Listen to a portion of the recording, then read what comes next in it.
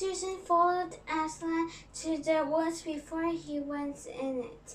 They didn't want Aslan to know, and so they tried to hide themselves, but Aslan knew that they were following him. Suddenly, Aslan stopped walking and said, "I know you are following me. You can go with me if you want to, but you need to promise that whenever I ask you to go back, you need to go back immediately and cannot follow me again."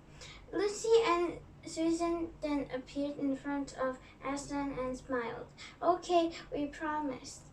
They walked into the woods. They stopped until they reached the bottom of the hill. Suddenly, Aslan looked at the moon and sat down on the grass quietly. Lucy asked, "Aslan, are you okay?" Aslan replied, "I just feel sad and lonely. You girls should go back to your tents now." After Lucy and Susan left, Aslan walked up the hill. When Lucy and Susan looked back, they saw some evil dwarfs, demons, and other ugly creatures. The White Witch was standing next to the stone table and waiting for Aslan. Lucy and Susan were so worried about Aslan, and so they walked up the hill and hid behind the berry bushes.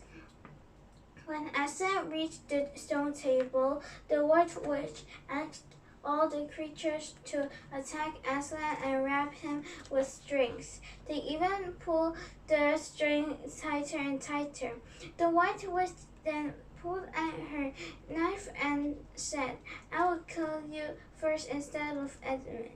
After I killed you, no one could stop me to kill Edmund in this world."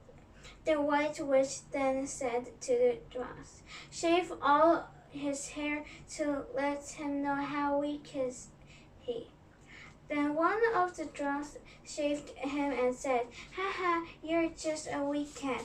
Why do we have to be scared of you?" The White Witch then pulled out the knife and killed Aslan. Lucy and Susan were so scared they closed their eyes and waited until there are some silence. When they opened their eyes again, the White Witch and the creatures were gone. Then Lucy and Susan went up to Aslan and hugged his hairless, cold body. They stayed up with Aslan for a night, and when they woke up, they discovered that the stone table was cracked open and Aslan was disappeared. Susan said, "Wow, is this magic?" Then the voice behind her said, "Yes." Susan looked behind and she saw Aslan. She ran to him and told Lucy that Aslan was alive again. Aslan told Lucy and Susan, "We have to go to the castle now. Get onto my back." When they arrived to the castle, Aslan went to the statues and touched it.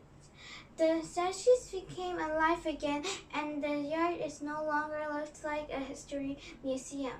It looks like a zoo now. Then Aslan said, "Our job is not done yet. We have to defeat the White Witch now." Suddenly, Lucy said, "Aslan, Mr. Thomas is also alive." Lucy was very happy to see Mr. Thomas again. Aslan stood on a large stone and said, "Everyone, get your axe and sword ready to defeat the White Witch. The girls can stay behind our army and help those animals that were hurt," Aslan said. Then they went up the hill and saw the ugly creatures again. Aslan and his army started fighting with the White Witch. The fight was last for a day. At the end, Aslan and his army were finally won. After the White Witch died, everything became colorful again. It was time for Lucy and Susan to go back to their real world. They promised Aslan that they would visit him and the animals in one day. Then they got into the wardrobe. When they are back, they told everybody their adventure, but no one believed them except the professor.